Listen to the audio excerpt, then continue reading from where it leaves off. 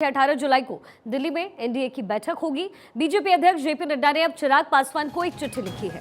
चिराग को एनडीए की बैठक में शामिल होने का दरअसल इसमें न्योता भेजा गया है। अब इसके बाद से कई कयास लगने शुरू हो गए हैं कि क्या चिराग पासवान अपनी पार्टी के साथ एनडीए में शामिल होते हैं, और अगर ऐसा होता है तो चाचा चिराग पासवान के जो पहले से ही एनडीए का हिस्सा है उनके साथ क्या गठबंधन पे कोई असर पड़ेगा। पशुपति पारस की बात कर रहे हैं हम। चाचा और भतीजे में जिस तरीके से दरार आई रामविलास पासवान जी के जाने के बाद, उसके बाद चिराग ने खुद को एनडीए से अलग कर लिया था, लेकिन अब जिस तरीके से चिराग को न्योता गया है और कहा यह भी जा रहा है कि उन्हें मंत्रालय भी सौंपा जा सकता है, यानी मंत्री बनाया जा सकता है, तो ऐसे में क्या पशुपति पारस अभी भी एनडीए के साथ रहेंगे या फिर वहां उनकी टूट हो जाएगी। आखिर क्या वजह है कि 18 जुलाई को होने वाली इस बैठक में चिराग पासवान को न्योता दिया गया है, क्योंकि इसके बाद कयासों का दौर जरूर शुरू हो गया है कि कहा यही जा रहा था कि चिराग को मंत्रालय सौंपा जाएगा और चिराग की पार्टी एनडीए में शामिल होगी।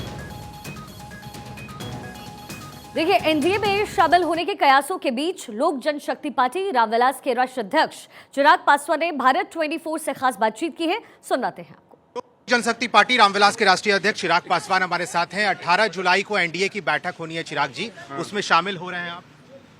भाई, ये फैसला आज पार्टी करेगी। भारतीय जनता पार्टी के राष्ट्रीय अध्यक्ष आदरणीय जेपी नड्डा जी का पत्र प्राप्त हुआ है। उनका निमंत्रण मिला 18 तारीख को होने वाली एनडीए की बैठक को लेकर, और जहां एक अहम सहयोगी के तौर पर हम लोक जनशक्ति पार्टी रामविलास को आमंत्रित किया गया है। 18 तारीख को पार्टी की क्या भूमिका रहेगी उस बैठक में आज पार्टी के तमाम वरिष्ठ नेताओं के साथ बैठकर ये चर्चा होगी और फिर अंतिम फैसला लिया जाएगा। उस पत्र में आपके दल को महत्वपूर्ण दल भी बताया गया है, तो एनडीए में जाने की घोषणा कब तक हो जाएगी चिराग जी? लोग ये जानना भाई, जैसा मैंने कहा, एक बार चर्चा हो जाए। पार्टी के भीतर चर्चाओं का दौर चल ही रहा है। भाजपा के भी कई नेताओं के साथ इस दौरान बातचीत चर्चा हुई है। एक बार पार्टी के भीतर भी इसको लेकर एक सहमति बने फिर पता। विधानसभा मार्च के दौरान लाठीचार्ज किया गया बीजेपी के नेताओं के ऊपर, सांसदों के ऊपर, केंद्रीय जांच टीम पहुंची हुई है, कैसे देख रहे हैं आप? नीतीश कुमार कह रहे हैं हमारे अधिकारी देख रहे हैं सब। भाई, आपके अधिकारी तो देखते ही रहते हैं ना, दिक्कत तो यही, कार्रवाई तो कुछ करते नहीं है। आपके अधिकारियों ने अभी तक बिहार में हुई अनंत हत्याओं में से कितने दोषियों के ऊपर कार्रवाई की बताएं? एक के बाद एक बिहार में हत्याएं हुई हैं, बड़ी से बड़ी घटनाएं हुई हैं। कितने अपराधियों को सजा मिल गई, कितने दोषियों को सजा मिल गई। बिहार में दिक्कत ही इस बात की है भैया कि अपराधी पकड़े ही नहीं जाते, और अगर किसी को कभी पकड़ भी लिया तो तथ्यों के अभाव में वो छूट जाता है। कन्विक्शन रेट बिहार का देख लीजिए, जहां देश भर के बाकी राज्यों में 80, 85, 90% है कन्विक्शन रेट, वहां बिहार में महज 6-7% है ये कन्विक्शन रेट।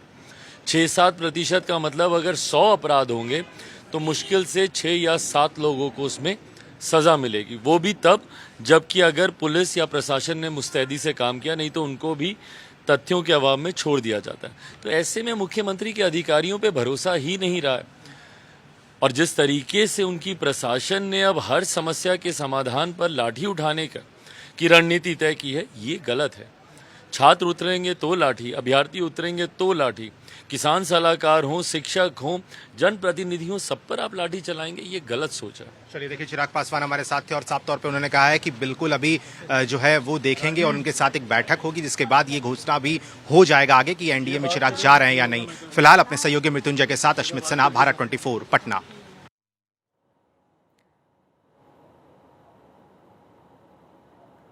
जेपी नड्डा ने चिराग पासवान को दरअसल न्योता भेजा है। 18 जुलाई को दिल्ली में एनडीए की बड़ी बैठक है, जिसमें न्योता चिराग को भेजा गया, जिसके बाद से अटकलें तेज कि चिराग की पार्टी अब एनडीए में शामिल हो सकती है। ये खबरें छनकर आ रही हैं, क्योंकि खबर ये भी है कि चिराग पासवान को मंत्रालय सौंपा जा सकता है।